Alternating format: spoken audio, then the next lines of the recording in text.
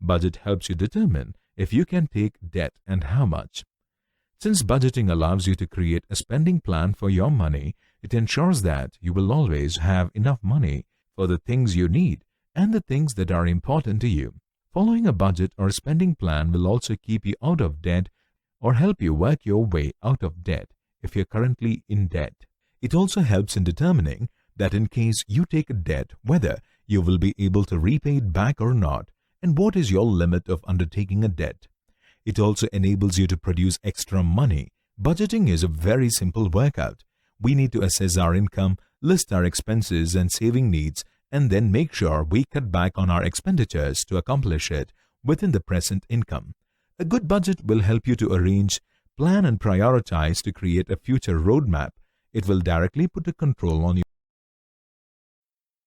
In this slide, we will understand about the concept of household target. A well-made, proper household budget has a great impact on our financial lives. If we do not have one, we may have to face financial problems of various kinds. A household budget is all the more important in this consumer era because it teaches members of the family the worth of money. It is indeed an important cog in the wheel that runs a house. Contrary to what many people tend to believe, creating a household budget is an uncomplicated process, even as simple as noting down each expense and keeping track of it for a month. A household budget helps you to identify the areas in which you spend and take necessary steps to curtail expenditure on those items that are non-essential and unnecessary. Household expenses often spiral out of control because we have no idea about how the family's total outgoings are. The third step is to separate needs from wants. Needs would be defined as goods or services that are required. This would include the needs for food, clothing, shelter, and healthcare. Wants are goods or services that are not necessary but that we desire or wish for. For example, one needs clothes, but one may not need designer clothes. One does not need toys, entertainment, gems, etc. One needs food, but does not have to have steak or dessert. One does not need glamorous trips, mall shopping, etc. Differentiating between both of them will reduce wasteful expenses. The fourth step is to design your budget. If you are experiencing financial difficulty, savings may be the furthest thing from your mind. However, even during this time, it is vital that you plan to have money for the unexpected. Setting money aside for savings is the difference between having a budget that works and one that does not. Not only does it protect you from financial disaster, it also helps you to meet your financial goals. People who have savings available to pay for living costs and seasonal expenses, if an emergency arises, do not need to rely on credit that they may not be able to afford to pay back. In addition to emergency savings, it is necessary to have general savings which you can use to meet your financial goals and ensure your sound financial future. Some people refer to this as paying yourself first. This savings is for the seasonal expenses you identified in your budget as well as for your goals. The next step is to put your plan into action, decide which goals you want to act on first, and make a list of what steps you need to take. Then carry them out. If you have a financial planner, they may coordinate this process with you and with any other professionals you need, such as a lawyer or accountant. If you do not have a planner, you may need to contact these other professionals yourself. Take a look at where you are to see if you're on track to meet your goals. As part of your review, look at the account statements for your investment accounts to see how your investments are doing. Track your progress towards your goals. If you're off track, find out why. Consider any changes in your life since you last reviewed your plan and decide if your goals need to change to reflect this. For example, if your income has changed or your financial goals have changed, your plan may need to change too. If you're not on track to meet your goals, adjust your plan. For example, a major upset in financial markets could mean you're not making any progress towards reaching your goals. Or maybe your life circumstances have changed. Getting married or divorced, starting a family, retiring, or starting a business will affect your goals. You may need to make some changes to your plan to get back on track. The next step is to monitor the budget and ask various questions from yourself related to it.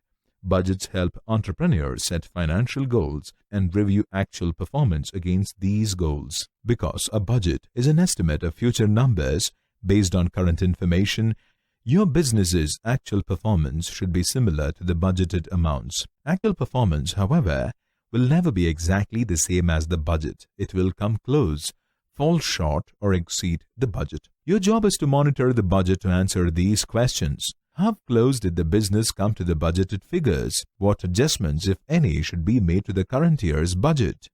What adjustments, if any, should be made to budgets in future years? What changes, if any, should be implemented to improve performance?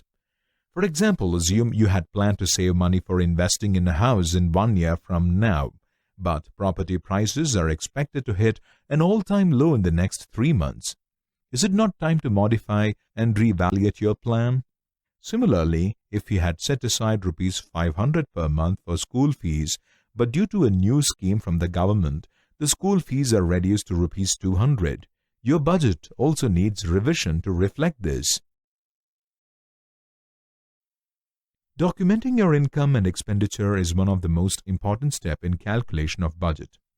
This is done by making budget worksheet. Budget worksheet is the practical aspect of showing income and expenses under various heads in a written form. In this, various subtitles of income and expenses are mentioned. Initial income includes previous income and revised income includes income after any new government formulation. Under the income title comes various subtitles like wages, second income, commissions, support payment. Write the values in front of each of the subtitles and then add it and write the total value in front of subtitle total income. Next comes the title expenses. Expenses are divided into different subtitles like housing expenses. Subtitles are rent, property taxes, etc. Next comes the title of living expenses, which includes groceries, personal care expenses, etc. Another title is the health expenses, which includes specialist fee, eye care fee, etc. Then we have insurance expenses, which also includes expenses like bank fees, income tax installments, etc. Then comes the title of work expenses, which includes the subtitles like lunch breakdown for first person, lunch breakdown for second person, license fees, work supplies, and others. Next comes the title of personal expenses, which are different for different people. For example, it includes various subtitles like clothing and shoes, recreation, eating out, etc. The list is exhaustive and depends on person to person like what are their individual personal expenses. Then comes the title of children expenses like clothing and shoes for kids, lesson activities, allowances, etc. Now, total the expenses by adding all the values in front of each subtitles. Now, compare the total expenses with the value of total income. If the income exceeds the expenses, we can use excess income for savings, but if the expenses exceeds the income, it means we have to reduce our wasteful expenses. Now, we will understand the concept of envelope method of budgeting. The envelope budgeting system is very tangible. You use cold, hard cash to control your spending, and when you run out, you stop spending. Here is the process for how it works. Determine your discretionary income. Before you start the envelope system, determine how much you have available after you pay your bills and put money aside for savings and investments. Decide on a budget. Once you know how much money you have left, decide how to divide it among the different budget categories in which your monthly spending varies. Some examples of common categories include groceries, household items, entertainment or dining out, clothing, gifts, gas, and allowance. Tip: look back at your bank statements to get an idea of how much you have been spending in these areas. Create envelopes and stuff them with cash. Get an envelope for each category and write the category name on the front. Then, after each paycheck, put in the budgeted amount of cash.